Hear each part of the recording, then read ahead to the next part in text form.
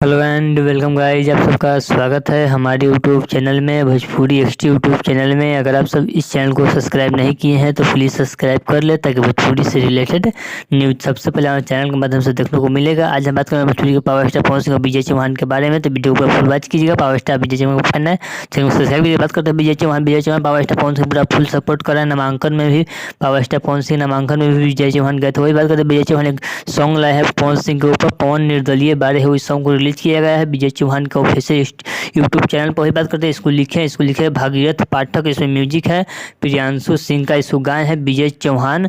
इसको रिलीज भी किया गया है विजय चौहान का ऑफिशियल यूट्यूब चैनल पर। अगर आप सब अभी तक नहीं सुने जाएगा सुन सकते। बात करते हैं इसको पावर स्टार पवन सिंह के चुनाव प्रचार के लिए सॉन्ग को बनाया गया है। पूरा भोजपुरी सुपरस्टार पवन सिंह को सपोर्ट कर रहे हैं। वही विजय चौहान भी एक है उसमें, पावर स्टार पवन सिंह का पूरा फुल सपोर्ट कर रहे हैं। वही बात करते हैं, अगर आपको यह पावर स्टार पवन सिंह और विजय चौहान का वीडियो अच्छा लगा तो प्लीज चैनल सब्सक्राइब कीजिए, वीडियो को लाइक कीजिए और प्यारा सा कमेंट कीजिए पवन सिंह कार्यकर्ता से कितने वोटों से जीतेंगे। चलिए मिलते हैं न्यू अपडेट के साथ, अब तो ओके बाय।